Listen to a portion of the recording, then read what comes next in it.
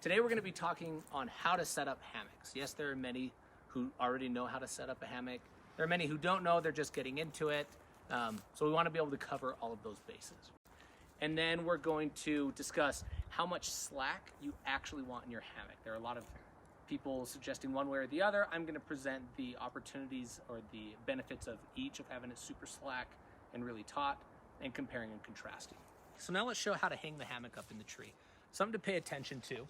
So you have all of this webbing right here, and then you actually have the nylon rope right there. When I wrap this around the tree, you want the nylon rope, the base of the rope, to start from the tree. You don't want the base of this rope to be hanging out like this. So if you have this much that's hanging out, if you need to really lift your hammock higher off the ground, you're only going to be able to lift that up to here.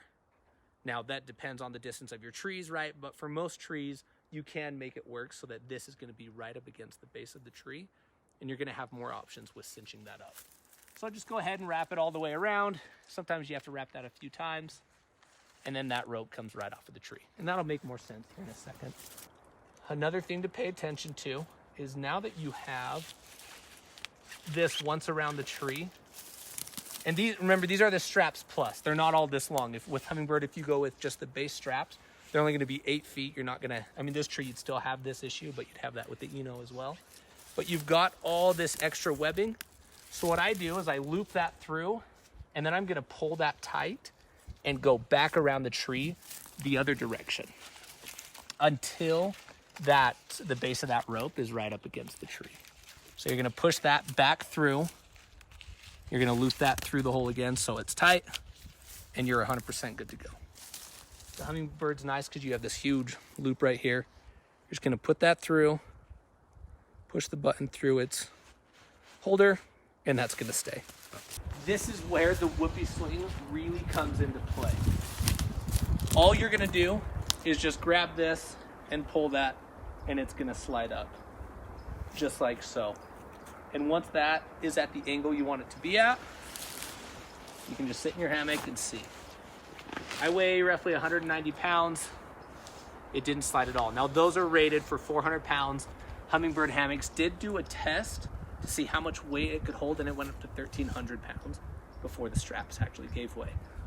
I wouldn't go up to 1,300 pounds, but it can hold a lot of weight. Once you have the hammock up, there are actually a few things to pay attention to that you don't think about normally, okay?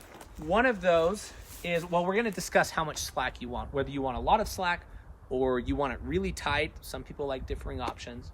I will say, because when you sit in a hammock, no matter what, you're in the shape of a banana, no matter how extreme it is or how flat you are. Since your upper half is heavy, what's gonna happen is all night long, your upper body's gonna slide down that hammock and be pushing your feet out of the bottom.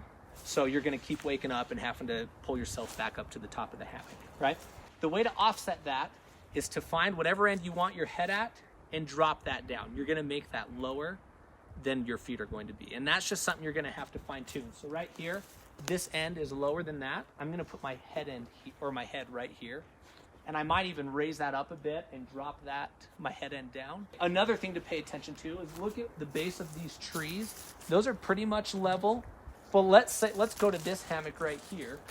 This tree that it's connected to is higher in elevation than that one. Because that tree is lower, you're not gonna have it be so crazy with your head end and your feet. So let's say this end is lower and you're gonna put your head at this end. You actually aren't gonna have your head end any lower. You will actually have your head end higher than your feet. Okay, so let's sum that up real quick. So if you're on flat ground, if the trees are on pretty even ground, you're gonna have your head end lower, okay? But if the trees aren't on even ground, if this tree is higher in elevation than this tree, you're gonna have your head end probably even or a little higher than where your feet are at. Otherwise, you're gonna be doing the opposite thing and your head's gonna be constantly pushing out your hammock, which is really annoying. Now let's touch on tautness and slack, okay? So there are a few ways to lay in a hammock. I have a few friends, they pull their hammocks as tight as possible and then they just lay flat. I've tried to do that. The downside with that is I never have enough support on my knees. This is pretty much perfect with this amount of slack, is you wanna give it a lot of slack, or you wanna have some slack, and then you're actually going to lay diagonal. So let me showcase how that works. You can take your shoes off, or don't, whatever you want to do. And then instead of just laying flat like this, so you're just like a banana, you're gonna turn diagonally. And then you're gonna have this part of the hammock right here that's taut and bunching up, and that's gonna go right under your knees right here, giving you support. So when you actually go diagonal, it turns more into a bed rather than just laying like this, okay? The benefit too, if you have a lot of slack as well, you can turn this more into a chair where it's actually supporting your back and you're sitting up. Adversely, if you were to pull the hammock as tight as possible, then what's gonna happen is when you lay like this, it's gonna support your back. So if you wanna just sit in your hammock like this, you're actually gonna pull it a lot tighter and it's gonna support you. This is pretty okay, but the tighter you pull it, it's gonna lift you up a little more to sit comfortably like that. Righty, that's all for today's episode on how to set up hammock. If you have any questions, feel free to post below and I can go into more detail on exactly how it rolls, but I think that pretty much covers all of the specifics.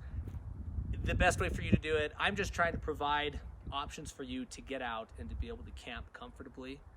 Fine-tuning your setup, you're just gonna kind of have to find out, but a lot of those secrets, like how you want your head end, that you want the rope to be right against the tree, those are all secrets that I found is with a lot of painstaking cold nights that took forever to set up. So we hope to see you in the next episode. Thanks for watching.